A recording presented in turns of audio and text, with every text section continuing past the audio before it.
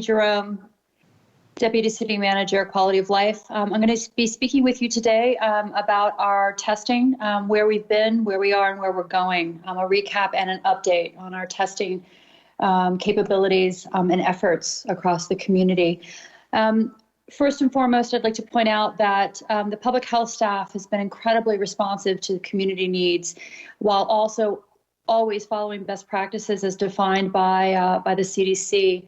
The guidelines and the recommendations are coming, or have been coming since the beginning of the crisis, quite fast and furious from the CDC. And I'd like to commend the staff there in their response levels, regardless of what the challenges have been.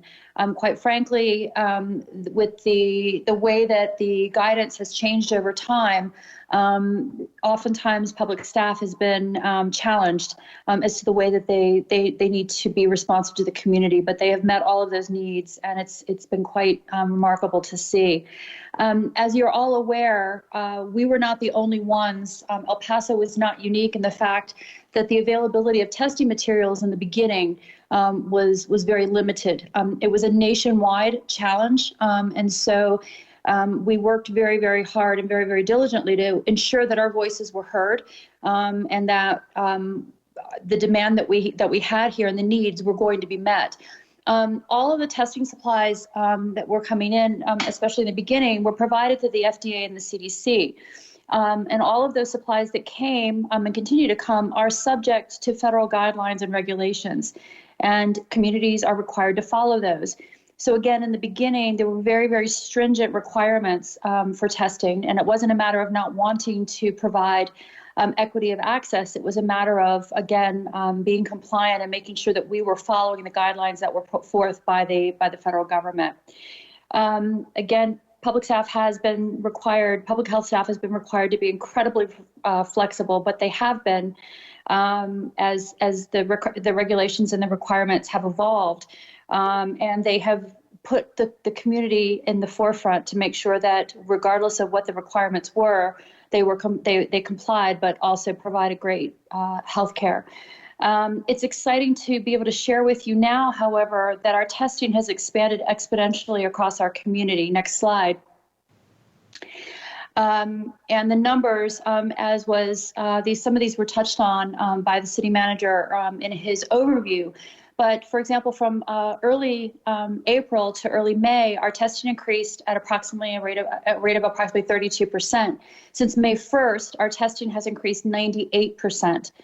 And what that means is, since the middle of May, for example, our daily average testing is at just under 1,300 tests a day. The average number is 1,294 tests. We have not, since the middle of May, maxed out or exceeded demand on any day for testing, and everyone who has wanted or needed to be tested has been, and that's really, really incredibly important. As of the middle of May, we had tested 2.4% of residents, and that's not just city residents, that's across the city and the county of El Paso. And why this is important is that the Surgeon General actually made the recommendation that all communities should be tested at 2% of their population by the end of May.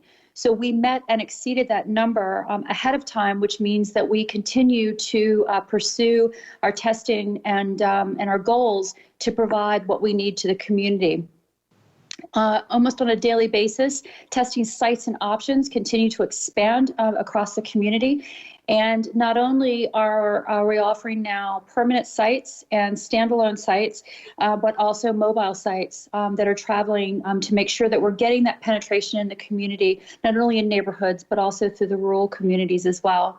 Again, as I said, we are optimistic that we are now on target not only to meet, but to exceed our testing goals, which are 3% of our population by June, and then 5% by the end of July. Again, according to the Surgeon General, areas that are considered hardest hit by the COVID-19 infection rates, the recommendation from him is to meet 6%. So if we're at 5% by July, and given where we are compared nationally, we are again ahead of the game, in so much as we are making sure that we are getting everyone tested. Next slide, please.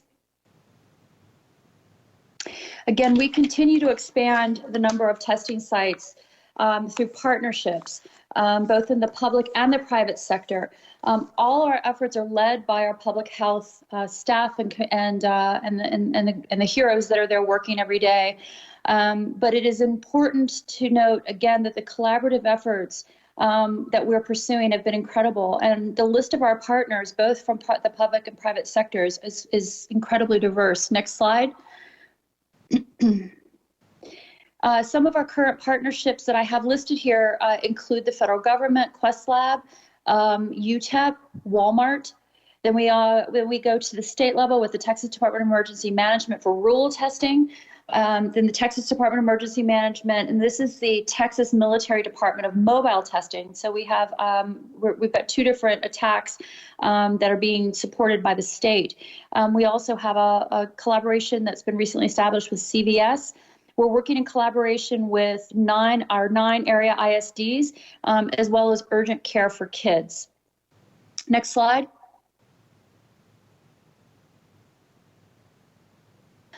Two of those that I think are exciting to mention are a collaboration with Project Vita, as well as a collaboration with UMC.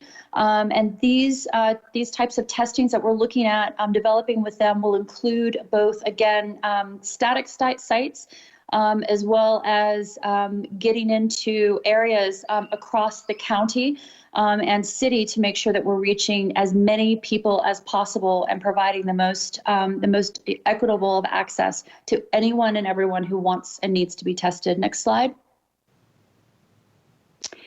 So since April 20th, the federally sponsored drive-through site has been available free of charge for anyone who's experiencing symptoms. And I want to point that out because I don't know if people are as aware as they should be of how quickly, again, we were able to navigate those requirements. In the very beginning, when that site was first set up, again, very, very limited access. But since the middle of April, available free of charge for anyone. And I will point out as well, I'm going to be giving you a lot of very specific details today, but I encourage you to visit epstrong.org/testing for up-to-date information and any specifics that you might want to know about with testing. It's exciting as well because the website has been redesigned recently to really make sure that it is as user-friendly as possible. It is updated continuously, so the information that's there is continuously refreshed and freshened. Again, anyone can go to the federally sponsored drive-through, for example, Mondays through Saturdays, 7 to 5, no charge. And bookings can be made by telephone. And I do know of a number of people that have utilized the site, and they have been able to get same-day testing, which is really fantastic. Next slide. At that same location, there is a second drive-through location that is set up for Quest Lab clients. And what happens is if you're a physician, if you see a private physician and they provide you with an order, then you can go to the Quest Lab lane as opposed to the federally sponsored lane. In addition, we also offer focused first responder rapid testing at that site.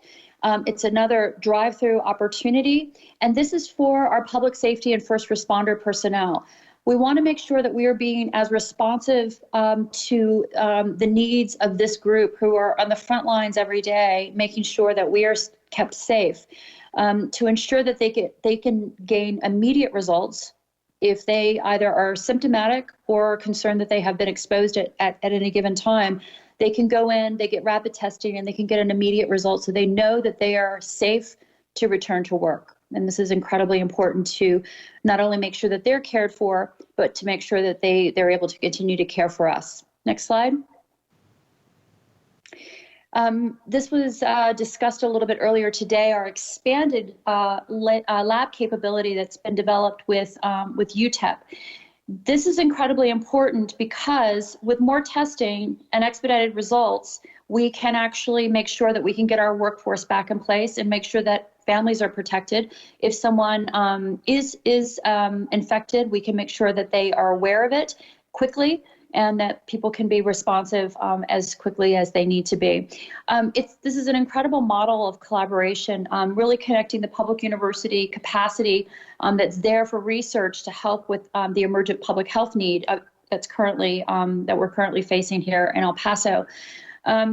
What the lab will do is, and again, Chief D'Agostino touched on this earlier, the lab will actually be supporting our Department of Public Health-led testing.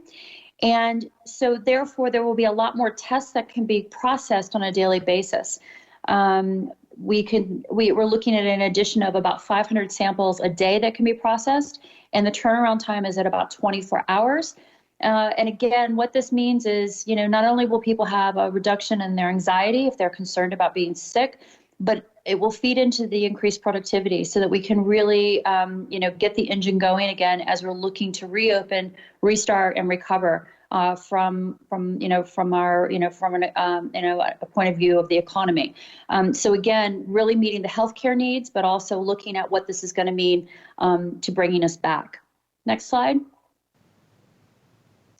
As you're all, I believe, aware, Walmart also began offering testing at 3 various locations in various parts of the city, and that collaboration began on May 8th.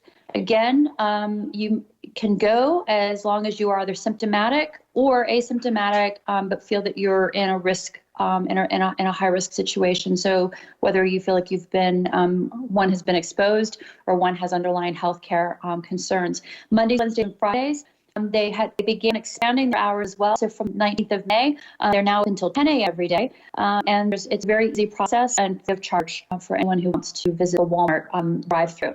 Next slide. Our rule testing is something that we continue to do. These slides were prepared. This week's schedule wasn't available, but I'll be able to share that with you today. Rule testing began on 10th of May. And again, this is the idea behind this to make sure that we are personnel is going out into the more remote rural areas of our community to ensure that everyone, regardless of where they may live, gets access to testing. Again, this is for all members of the community with or without symptoms, 9 to 6, free of charge. The request is that people make appointments ahead of time, and it's very easy. It can either be booked online or on the phone. Next slide, please. This will show you some of the locations that when we started earlier in the month, how far the reach was. So we're looking at locations including Fort Davis, the City of Presidio, Del City, Sierra Blanco, Fabens, Monte Vista. Next slide, please. San Elizario, Horizon, Venton, again, Socorro. Next slide. Anthony, and some of the other locations. Next slide. And I think it's important to note that this type of testing continues. If you, again, go to epstrong.org, you can see the testing schedule for this week, but I can just highlight it for you. It began again yesterday and running through next week, 9 to 5. Going to be all over the county again, a variety of locations, including Trinidad, again, back out to San Elizario, and a number of the various county locations as well to make sure that we're reaching everyone. In response to outreach that the mayor led with the state, with the governor, on the 11th of May, we had additional mobile testing that came in supported by the state, again, to ensure that we were reaching into our neighborhoods and making sure that if someone didn't have transport necessarily, that they could still go to a location very close to them. This mobile team came in and they remain in the community, and because the testing and the demand has been at a level that they continue to stay with us. They offer free of charge, again, testing every day, Monday through Friday, 9 to 5, for any member of the community with or without symptoms. Next slide. They have 4 main sites. These are the 4 sites where they set up. They set up at the Amiga Recreation Center, Nation Steuben Park, Esperanza Costa Moreno Library, and then Memorial Swimming Pool. Next slide. They began again the week of May 11th, and they continue on. Continuing, you could, next slide, please. Next slide. This was the schedule for last week. Next slide. And this week, they're at all 4 sites, and they are available each day of the week, and they will be there through, they're scheduled right now through next Tuesday. We also have, with another private partnership that started on the 22nd of May with the CVS, again, 3 locations. anyone experiencing symptoms or that are considered in a more high-risk group. This testing is done through their pharmacy drive-up windows at these locations, and so incredibly convenient. All you have to do is book your appointment online. Most appointments they're offered during regular pharmacy hours, and you don't get out of your car like you do with the rest of the drive-throughs. You drive up. There's a self-swab process, and you're ready to go. Next slide. We've also entered into a relationship with our 9 of our area ISDs. Really important because, again, getting testing into neighborhoods, getting testing available all across the county is incredibly important. They're all taking different approaches on the way in which they want to offer the service. For example, EPISD has started offering a service, and you book through. They have an online booking service for online medical revision for their students, and then you can go in and you can have your test done at the Burnt site, which is on Thomason, from 8 to 11. That started last Friday. YISD has that up starting beginning from yesterday. There was a press release that went out. They now have 3 sites available. Their central office, the pre-K center, and North Star Elementary. And again, they're doing symptomatic and asymptomatic testing from 8 to noon. The setup right now, they're going to be doing a test run to see what demand looks like. And the other ESDs are all in various levels of their process and their planning to see what the requirements look like and how they can best serve their areas. But this is really important because, again, the ISDs, are there integrated into their part of the community to make sure that they serve everyone. Next slide. Urgent Care for Kids began on the 20th of May. This was, again, another drive-up service that was offered 9 to 5 free of charge. We were notified yesterday, however, that this service is going to be discontinued because they don't have a demand. They saw 30 patients last week, and they had no demand and no reservations this week. So this particular site will not continue and not move forward, but we, again, have other partnerships that will. Interestingly, to think that, not long ago, I think people were clamoring, wondering if we had enough people, enough sites set up. But we know this is the first one that's come forward that demand's not been high enough to keep them open. And there was a press release yesterday on that. Next slide. We began antibody testing for our workforce through focus on our first responders in early May. This effort has been led through the Office of Emergency Management, working with health. And what they have done is they've taken sample groups, core groups of individuals from frontline first responders, our public safety workers, our healthcare workers, to testing. They've done 2 different groups, the week of May 4th and the week of May 11th. In the process now of doing data analysis to understand where we are as a community with antibody testing, where we are, how many people does it look like, whether they realized it or not, actually have antibodies to COVID-19. An interesting test group, again, being first responders and frontline workers. There were approximately 800 tests that were performed, and we anticipate, again, depending on how quickly the analysis they're able to do on this data, we're anticipating expanding this as part of our phased back work plan that Colonel Weston will be speaking with you a little bit in more detail, a little bit further along in the presentation. We're looking at expanding this in the month of June, July timeframe, depending for our workforce and a larger sample group. But 800 tests were actually done. It will give us some interesting, I think, data about our community and where we are with antibody testing, as opposed to the active viral testing happening at all the test sites. Next slide. So you may be aware that the governor actually sent down directives regarding testing in a variety of different sites and how that should happen. The program here, nursing homes are meant to have everyone tested. This, again, under the direction of the governor. The program began the week of 18 May. There were over 2,300 tests that were performed and 15 sites visited by staff. And so, again, that gives us a very, very good coverage and a very, very good testing to make sure that in some of the higher risk locations that testing is being done, staff is being tested as well as the residents, to ensure that we're providing that testing and we can garner that information. So far, if you look at state statistics, the cases and sites, as of the middle of the month, we were at only 36% of the state average for the overall sites that were affected, and at only 20% of the state average for cases among residents.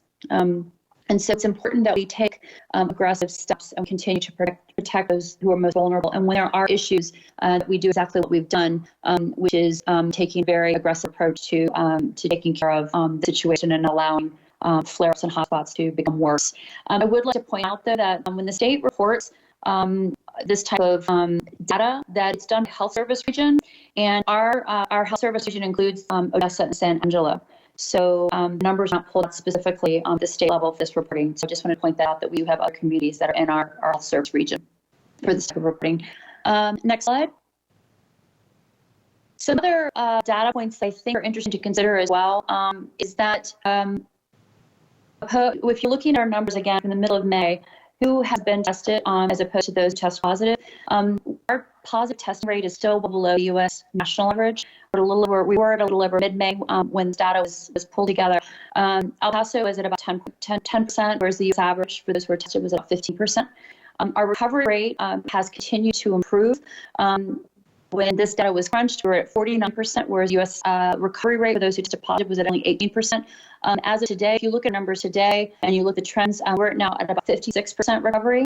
And then if you look at the death rates, percentage of those tested positive who have died in El Paso, the death rate is actually declining somewhat. It was at 2.9%. We're currently about 2.7%, and the U.S. average is 6%. Now, that's not to say that end death is okay. That's not to say that it's okay or having more positive. None of that is what this is about.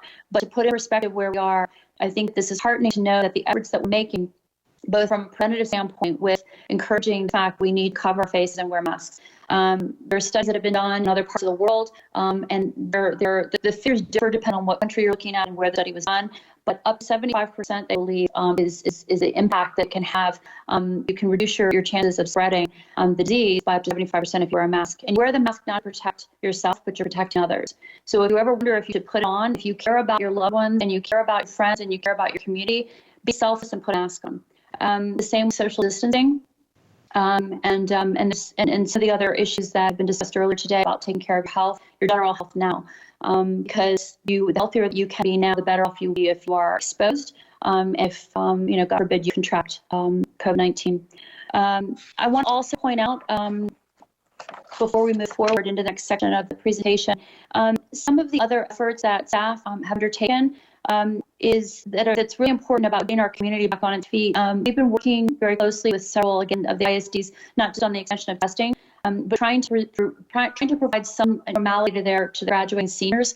And I'm very happy to share some positive news that we've actually been able to approve a number of outdoor graduation proposals.